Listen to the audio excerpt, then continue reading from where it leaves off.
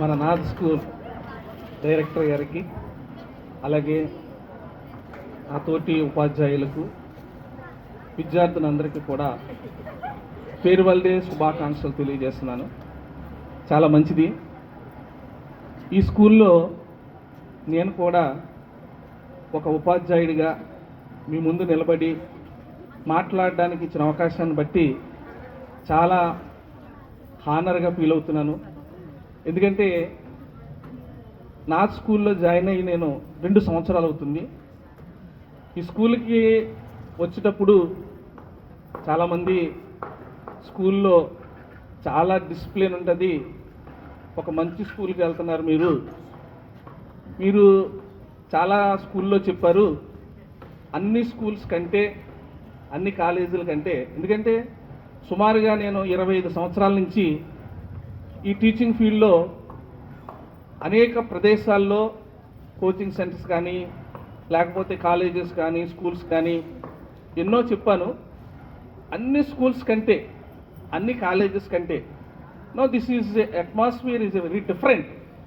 ఎందుకంటే నాథ్ గారి యొక్క డిసిప్లిన్ కానీ, నాథ్ గారి యొక్క వే ఆఫ్ అప్రోచ్ కానీ చాలా ఒక ఎలాగుంటుందంటే ఒక లైవ్లీ మంచి ఒక గుడ్ అట్మాస్ఫియర్ అనమాట.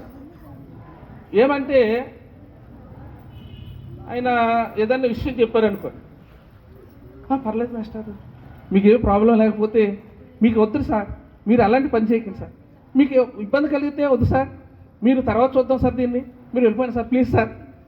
సో ఏంటి అసలు ఇప్పుడు వేరే చాలా కార్పొరేట్ సెక్టర్స్ లేక ఇట్లా వాళ్ళు చాలా వర్క్ చేసినప్పుడు నువ్వు పని చేసి వెళ్ళు, లేకపోతే మీరు ఈ పని వర్క్ చేసిన తర్వాత మీరు వెళ్ళండి, వర్క్ నాకు ఇంపార్టెంట్ అంటారు. పర్లేదు సార్. ఈవెన్ ఎంత ఫన్నీ ఉంటుందంటే ఒక్కొక్కసారి రిలాక్స్ అవ్వటానికి నేను సార్ ఈ టీకి వెళ్తుంటా, అప్పారావు గారు గట్ట టీకలు. ఈ టీ టైంలో కూడా మీకు ఏమైనా ఇబ్బంది అవుతుందా సార్? వద్దులే సార్, ముందు మీరు వెళ్ళి టీ తాగి వచ్చేసాను సార్, తర్వాత చూద్దాం సార్. సో ఇంత లవ్లీ అట్మాస్ఫియర్లో నేను వర్క్ చేస్తున్నప్పుడు నాకు చాలా ఆనందంగా ఉంటుంది అనమాట. ఎక్కడ ఉన్నా సరే కానీ వర్క్లోడ్ అంతలాగా మంచి స్కూలు డిసిప్లిన్లో ప్రతి విషయంలో కూడా మీరు ఇలాంటి స్కూల్లో చదవటం మీరు ఎప్పుడో పూర్వజన్మ సుకృతం. నేను అదే ఆలోచిస్తుంటాను. మీరు ఈ స్కూల్లో ఇక్కడ మీరు నేర్చుకుంటాం, మీరు ఎప్పుడో పూర్వజన్మలో ఒక మంచి వరాన్ని పొందుంటారు. ఆ వరం రూపంలో ఈరోజు మీకు నాథ్ స్కూల్ దొరికింది. ఓకే పిల్లలు, ఇంకా టీచింగ్ సైడ్కి వచ్చేటప్పటికి ఎక్సలెంట్ టీచర్స్ అందరూ. ఎంత ఎక్సలెంట్ అంటే ఒక ఓల్డ్ స్టూడెంట్ వచ్చాడు ఒకసారి, నేను క్లాస్ చెప్తున్నాను, అప్పుడు పక్కనే మన హిందీ సార్ కూడా ఉన్నారన్నమాట. ఈయన ఎవరేంటంటే సోషల్ సార్ అన్నారు. అలాగా పాత సార్ ఉండేవాడు, ఆయన చాలా బాగా చెప్పేవాడు అని అంటే హిందీ సార్ అన్నారు, ఈయన కూడా బాగానే చెప్తారండి. ఎస్ మన ఆద ఇదేనండి ఇలాగన్నాడు, ఏమనలేదు. మన ఆద చాలా ఎక్సలెంట్ వల్ల మాస్టర్లు తీసుకొస్తాడు, ఎంతో క్యాలిబర్ ఉంటేనే కానీ, ఎంతో కెపాసిటీ ఉంటేనే కానీ వాళ్ళని అపాయింట్ చేసుకోడు. ఈ స్కూల్లో చేయటం అనేది ఎంత టాలెంట్ ఉంటేనే కానీ రాడు అన్నాడు. అంటే అలాంటి ప్రతి పిన్ టు పిన్ ప్రతి ఎవ్రీ మినిట్ అందరితో పాటు ఆయన పాఠం చెప్తుంటాడు. ప్లస్ డే టు డే ఏం జరుగుతుందో మొత్తం అంతా చూస్తుంటాడు. ఎక్కడా కూడా మీకు ఏ సబ్జెక్టుకు సంబంధించి కూడా ఎక్కడ ఏ ప్రాబ్లం వచ్చినా సరే అంతా ఎవరీగా చూసుకుంటాం. మిమ్మల్ని ఎంతగా తీర్చిదిద్దుతున్నందుకు ఈ స్కూల్ పేరు నిలబెట్టాలా. ఓకే, మీరందరూ కూడా మంచిగా చదువుకుని ఒక ఉన్నతమైన స్థితికి తీసుకెళ్ళాలి. ఎప్పుడూ కూడా మీరు స్కూల్ని కానీ, మీ తల్లిదండ్రులు కానీ, మీ యొక్క గురువులను కానీ మర్చిపోకుండా ఉండాలని మనస్ఫూర్తిగా కోరుకుంటున్నాను. ఈ సందర్భంగా మీకు చిన్న కథ చెప్తాను, ఎందుకంటే తింటున్నాడు అనుకోకండి. చిన్న ఇష్యూ. ఒక ఆశ్రమం ఉండేది. ఎలాంటి ఆశ్రమం? ఈ ఆశ్రమంలో ఒక గురువు గారు ఉన్నారు. ఆ గురువు గారి దగ్గర ఒక 2 చక్కటి గుర్రాలు ఉన్నాయన్నమాట. 2 చక్కటి గుర్రాలు చాలా అందంగా ఉన్నాయి. ఆ గుర్రాలని నకుల సహదేవులు చూశారు. మీకు తెలిసే ఉంటుంది నకుల సహదేవులు అంటే మహాభారతంలో పంచపాండవుల్లో చివరి వారు. అవి ఎలాగైనా సరే కానీ వాళ్ళు పొందాలనుకుంటారు. ఆ పొందాలనుకున్నప్పుడు వారు ఆ గురువు గారి దగ్గరకు వచ్చి, మీరు సన్యాసులు కదా, మీకు ఈ గుర్రాలు ఏమి ఉపయోగపడతాయి, మేము యుద్ధానికి తీసుకెళ్తాం, వీటిని మేము చక్కగా చూసుకుంటాం, మాకు ఇచ్చేయండి అంటారు. అప్పుడు ఆ గురువు గారు అంటాడు, నాకు ఈ గుర్రాలను ఇవ్వడానికి ఏ అభ్యంతరం లేదు, కానీ నేను ఒక ప్రశ్న అడుగుతాను, మీరు ఆ ప్రశ్నకు సమాధానం చెప్పగలిగితే మీకు గుర్రాలు నేను ఫ్రీగా ఇచ్చేస్తాను, నేనేమి మిమ్మల్ని అడగను, ఇంకా ఏ గురుదక్షిణ అడగను అని అడుగుతాడు. సరే అని, ఏంటి ఆ ప్రశ్న, ఎందుకంటే నకుల సహాదేవుల కంటే తెలివైన వారు, జ్ఞానవంతులు, విద్యావంతులు మ్యాక్సిమం ఈ భూప్రపంచం మీద లేరు. ఎందుకంటే వాళ్ళు ఒక వరాన్ని పొందారు. ఏమిటి ఆ వరం అంటే, వారి తండ్రి గారు అయిన పాండురాజు గారు చనిపోయినప్పుడు ఆయన నన్ను కాల్చొద్దు, మీరు 5గురు కూడా తినేయండి అని చెప్తాడు. అయితే ఆ విషయం ధర్మరాజు అందరూ మర్చిపోతారు, తీసుకెళ్ళిపోతారు శ్మశానాలకి. కాల్చడానికి కొన్ని కట్టెలు తక్కువ వస్తే మిగిలిన 3 వెళ్తారు, వీళ్ళిద్దరు ఉండిపోతారు. అప్పుడు నకుల సహాదేవులు గుర్తొస్తుంది, తండ్రి గారు ఇలా ఇచ్చారు కదా అని అన్నప్పుడు పొరపాటున ఒక చిటికి నీళ్ళు తీసుకుని తినేస్తారు. దాంతో వాళ్ళకి అంత ఎంతో జ్ఞానం పొందుతారనమాట, అంత తెలివైనది. మా తెలుగు ముందు నువ్వెంత, గురువుగారు అడగండి అంట. అప్పుడు గురువుగారు చెప్తారనమాట, ఇక్కడ 24 చెరువులు ఉన్నాయి, 24 చెరువులు ఉన్నాయి. ఆ చెరువులకు ఆనుకుని ఒక పెద్ద చెరువు ఉంది. గురువుగారు ఏమంటారంటే, ఆ 24 చెరువుల నీళ్లు నింపితే ఈ చెరువు నిండుతుంది, కానీ ఈ ఒక్క చెరువు ఈ 24 చెరువుల నీళ్లు ఈ ఒక్క చెరువుని నింపలేవు, కానీ ఈ ఒక్క చెరువులో ఉన్న నీళ్లు 24 చెరువులు నిండిపోతాయి. ఏంటి సమాధానం చెప్పండి? మరొకసారి చెప్తున్న, జాగ్రత్తగా గమనించండి. 24 చెరువుల నీళ్లు నింపితే ఈ పెద్ద చెరువు నిండదు, కానీ ఈ పెద్ద చెరువులో ఉన్న నీళ్లు 24 చెరువులకి సరిపోతాయి, ఇంకా మిగిలిపోతాయి. మీరు ప్రశ్నకి సమాధానం చెప్తే ఈ గుర్రాలను తీసుకెళ్ళిపోతానని. నకుల సహాదేవులు చాలా తెలివైన వాళ్ళు, చెప్పలేకపోయారు. ఈలోపు పాండవ మధ్యముడు, పాల్గొనుడు, సవ్యసాచి అంటారు ఆయన్ని. మా అప్పారావు సార్ కూడా అంతమాలు అంటుంటాను నన్ను, సవ్యసాయి సార్, ఏదో బూత్ అనుకుంటాను నేను. సరే పెద్దవాడు తిడుతున్నాడు కదా, అది ఆశీర్వాదం కదా అనుకుంటాను. అంటే సవ్యచాచి అంటే నాకు అర్థం తెలియదు. అర్జునుడు సవ్యచాచి అంటారంట. మరి ఎందుకంటారంటే ఆయనంత గొప్పవాడు లేడు, అందువల్ల అప్పుడు అనుకున్నాను, నాకు అర్థం తెలిసిన తర్వాత నేను గొప్పవాడిని కాదు గురువుగారు అంటుంటాను అప్పుడప్పుడు. ఆయన వచ్చాడు, ఆయన సమాధానం చెప్పలేకపోయాడు. సరే భీముడు వచ్చాడు, ఆయనకి ఏం తెలియదు, ఆయన ఏమో సమాధానం చెప్పలేకపోయాడు. ధర్మరాజు గారు ఎన్నో ప్రశ్నలకి ఎంతో క్లిష్టమైన సమాధానం చెప్పగలిగేవాడు. విరాట పర్వంలో విరాట మహారాజు కొలువులో ఉన్నప్పుడు ఆయన బట్టుమూర్తిగా ఆ విరాట మహారాజు గారు ఎన్నో ప్రశ్నలు అడుగుతుంటే ఆ ప్రశ్నలన్నింటికి సమాధానం చెప్పేవాడు, ఆయన చెప్పలేకపోయాడు.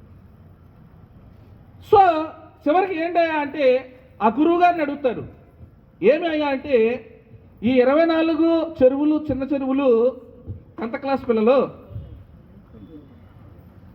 ఆ పెద్ద చెరువే నాన్నగారు, గురువు గారు. ఆయన ఎంతో మందికి ఆయన యొక్క సర్వీస్ మనం చూస్తే చిన్నవాడే, కానీ నాకంటే ఇంచుమించు నాతో పాటుగా ట్రావెల్ చేశారు గురువుగారు. మేమంతా ఒక ట్రావెల్, మేమంతా ఒకేసారి ఇంచుమించు 25-30 సంవత్సరాలు అవుతుంది. ఈ 25 చెరువులు గురువు గారిని నింపలేవు, కానీ గురువు గారు ఇలాంటి చెరువులు ఎన్నైనా నింపగలడు. ఆయన ఇలాంటి స్కూల్స్ కాదు, ఇంకా ఆయన అనేక రకాలైన కాలేజీలు పెట్టాలని మనస్ఫూర్తిగా కోరుకుంటాను. అలాంటి ఆయన దగ్గర మీరు చదవటం, మా దగ్గర చదవటం చాలా అదృష్టం మీరందరూ కూడా. ఇకపోతే విద్యార్థుల గురించి ఒక మాట చెప్పాలనుకుంటున్నాను. ఈ రోజుల్లో విద్యార్థులు ఏం కావాలనుకుంటున్నారంటే 6, 5, 4, 3, 2, 1, 0. చాలా జాగ్రత్తగా గమనించండి. నేను చాలా సందర్భాల్లో చెప్తుంటాను, నాకు టైం దొరకదు, యాక్చువల్గా స్కూల్కి వచ్చినప్పటికి 45 నిమిషాలు ఇలాంటి విషయాలు చెప్పి మిమ్మల్ని మోటివేట్ చేయాలనుకుంటాను, కానీ పాఠాలే తవలలేదు నాకు. అందువల్ల ఎప్పుడో చెప్తుంటాను, అరే బాగా చదవంటారా అని చెప్తుంటాను, అంతే, ఒక మాట అయిపోతుంది. ఏమే 6 5 4 3 2 1 0 6 6 డిజిట్స్ 6 డిజిట్స్ శాలరీ కావాలనుకుంటారు వాళ్ళు. 6 డిజిట్ రా, 6 డిజిట్ రా, ల్యాక్స్లో శాలరీస్ కావాలనుకుంటారు మీరు. 5 ఏంటి 5 అంటే 5 50,000 5 రోజులు ఉద్యోగమే. ఇక్కడ మేమంతా కూడా వారం రోజులు దేకెత్తుంటాం, వారం రోజులు. ఒక్కోసారి వాట్సాప్లో చూస్తుంటే కుమారి మేడం పెడుతుంటారు, ఈరోజు ఆదివారం డ్యూటీలు అని. 5 రోజులు ఉద్యోగం, 5 రోజులు ఉద్యోగం. 4 థింక్ యువర్ సెల్ఫ్. ఎస్, చూసారా ఎంత తెలివైనడు మా కన్నయ్య గారు. ఆడు చూస్తానికి ఒక్కొక్కసారి ఎలా ఉంటాడంటే ఒక్కొక్కసారి అలా బిగిసిపోతాడు. అది ఏం చేస్తున్నాడు, ఏం ఆలోచిస్తున్నాడో కూడా తెలీదు. అరే కన్నాను చూసారా ఎంత తెలివిగా ఆలోచించాడు. అడికి 4 చక్రాల కారు కావాలి. అడికి 6 డిజిట్ 5 రోజులే ఉద్యోగం, 4 చక్రాలు.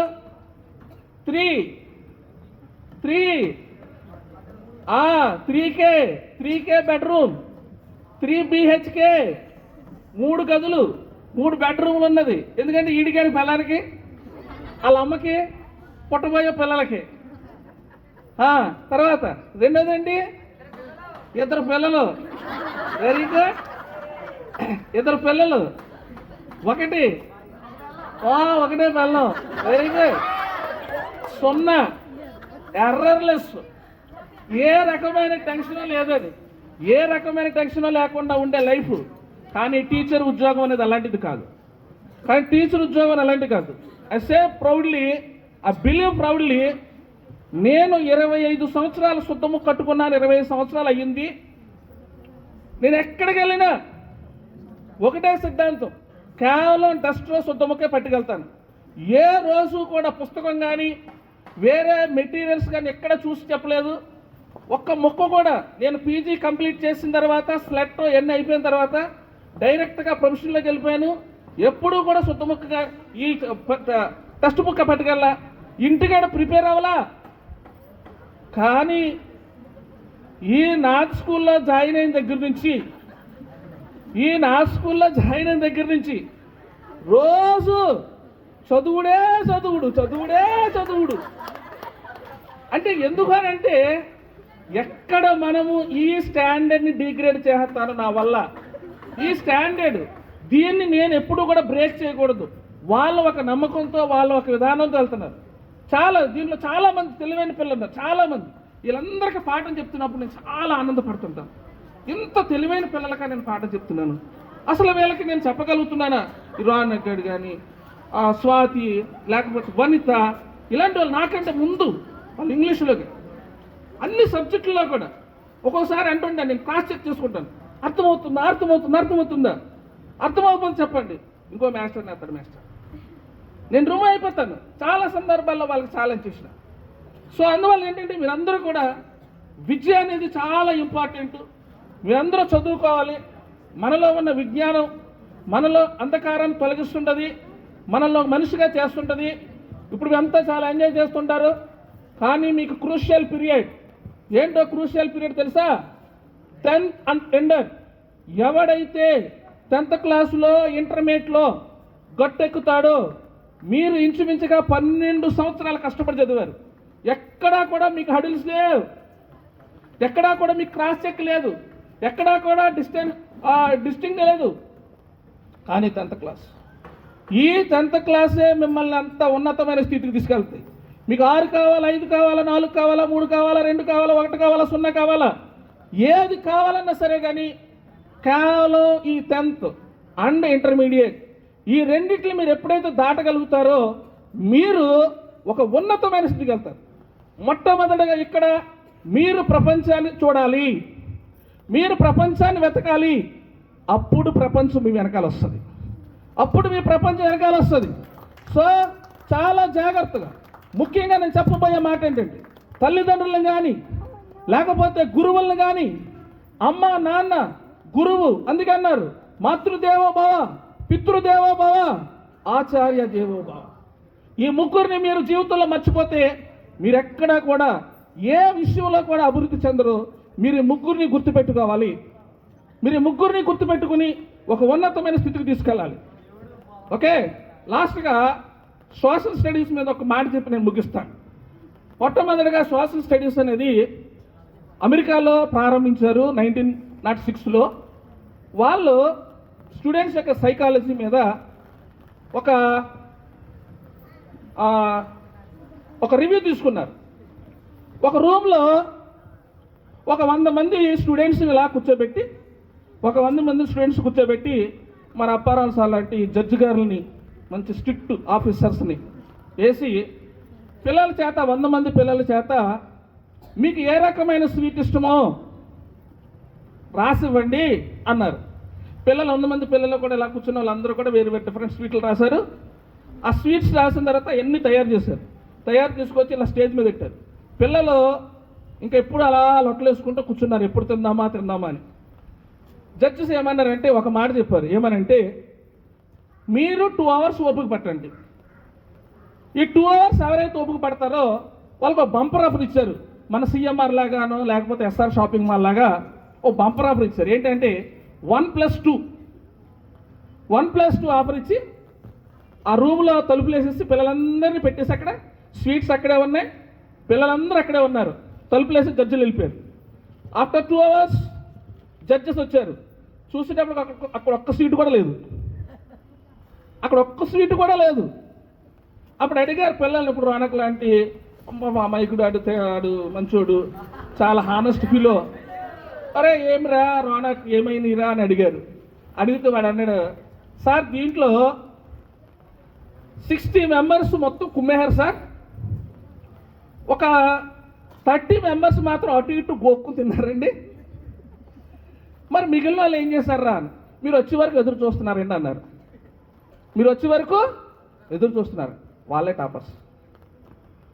టాపర్స్, కాన్సంట్రేట్, వాళ్ళే టాపర్స్. వాళ్ళే లైఫ్లో ఎక్కడికో ఐఏఎస్ ఐపీఎస్ వాళ్ళ ఒక ఉన్నతమైన స్థితికి వెళ్ళిపోతారు. ఎవరైతే అలాగ మాస్టర్ చెప్పినదంటే వింటారో, ఎవరైతే అలాగుంటారో, ఆ మిగిలిన 60 స్టూడెంట్స్ని మనం రోజు చూస్తుంటాం, ఆ రోడ్ లాంటి అలా తిరుగుతుంటారు అంతే. ఆ మిగిలిన 30 మెంబర్స్ వాళ్ళు ఏ పని చేస్తున్నామో సరే కానీ అది చేస్తున్నామా వద్దా అలాగ మిడిమిడిగా ఆ మిడిల్ లైఫ్ బతికేస్తారు. కానీ ఎవరైతే అలా వెయిట్ చేశారో, no they are toppers. What my point? Thank you sir, thank you very much.